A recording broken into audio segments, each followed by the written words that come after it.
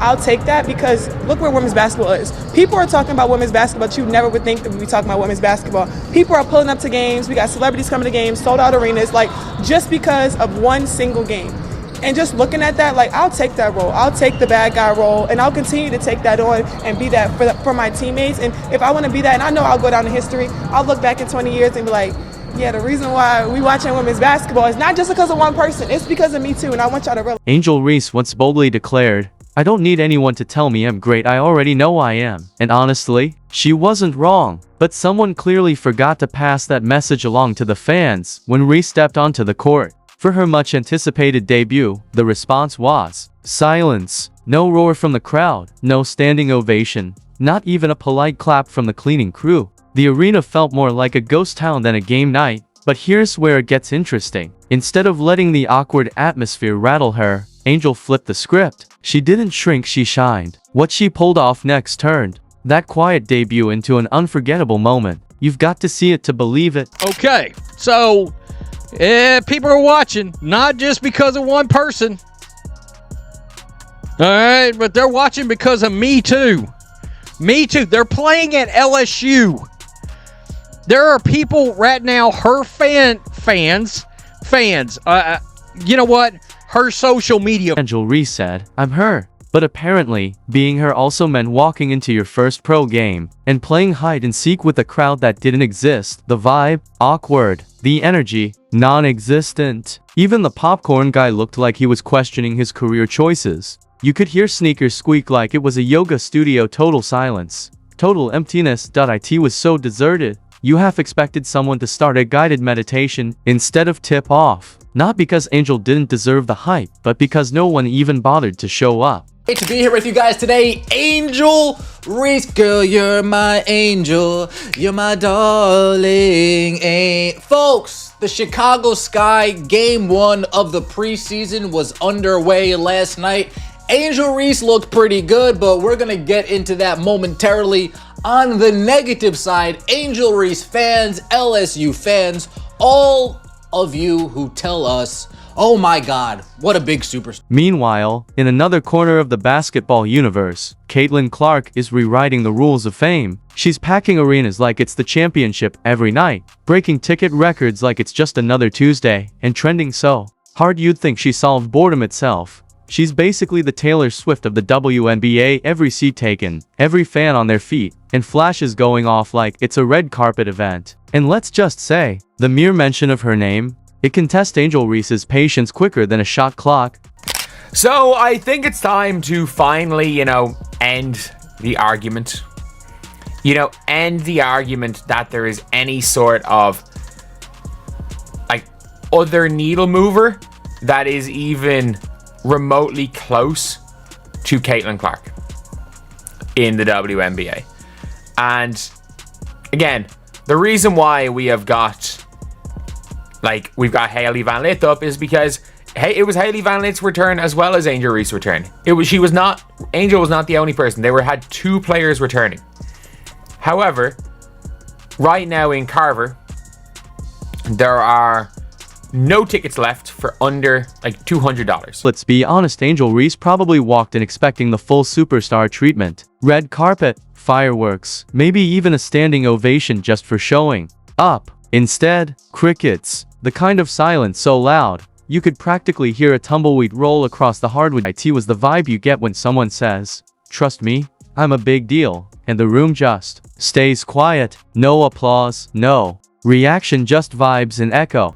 Twitter fingers turn to can't even show up and buy ticket fingers. Angel Reese going home to her alma mater, LSU, plays against the Brazilian national team in front of 6,373. To be fair, Angel Reese has never exactly been low-key about her confidence. She strutted onto courts like she signed the lease, owned every rebound like she trademarked it, and swatted away critics like summer bugs. But this time, all that bold energy hit a bit differently, mostly because it was bouncing off empty seats. The only ones in the crowd? A few bored reporters scrolling through their phones, and one security guard losing a battle with sleep. I've tried to tell you guys, you heard me say it on this channel. A lot of Angel Reese fans are not basketball fans, and they are proving it. They proved it last night without a shadow of a doubt.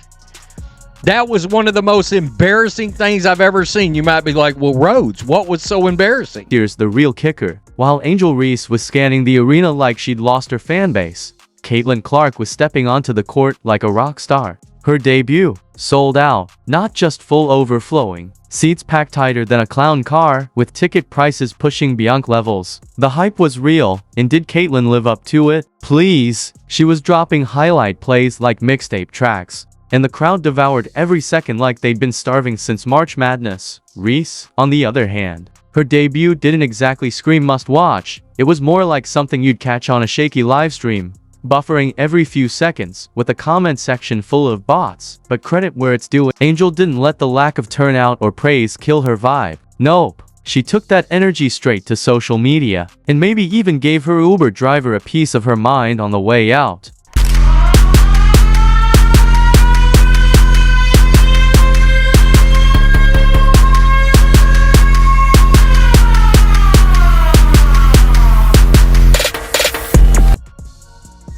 I don't want to hear ever again anyone ever tell me that there's anyone that's like Caitlyn Clark in the WNBA. I don't ever want to hear it again. Nobody. There is nobody like her.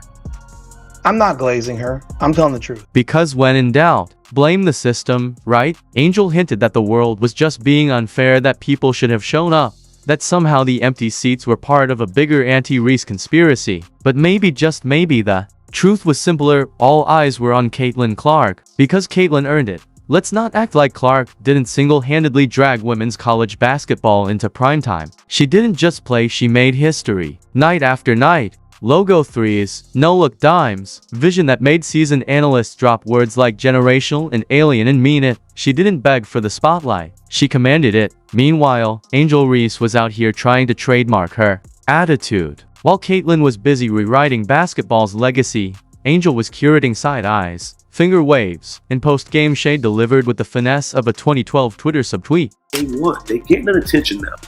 And I told you before that it had to sort of be like a reality TV. And that's what they're starting to give us. And we're paying attention. We're all tuned in. They're getting more attention than they've ever gotten before. And a part of it is Angel Reese. We cannot deny that. She was a part of it. Is she the part of it? No, that's Caitlyn. Caitlyn is the person who's the main factor. She's the top of the show. She's what everybody came to see. So, of course, the moment things didn't go her way, Reese's remaining fans rushed to rewrite the story. She was robbed. It was the schedule. She's just too real for the league. Yeah, because professional sports are totally known for punishing confident, talented women. Checks notes. Right, reality check. No one's punishing Angel Reese. She's just been riding the momentum of one viral moment like it came with a lifetime supply of applause. The real difference between her and Caitlyn Clark, it's not just in the box score, it's in the vibe. Caitlyn shows up, locks in, and lets her game do the talking. Angel shows up, shows off, and then gets upset when no one claps loud enough. And speaking of frustration, she didn't hide it. After the game, Reese looked like someone who just got ghosted before prom. Moody, pouty, and probably refreshing Instagram like it owed her a standing ovation. Her "I'm still that girl" speech, yeah, it hit different when the only people listening were reporters quietly hoping their cars weren't getting towed. They'll talk about how much they're fans of Angel Reese, but they won't actually put in effort to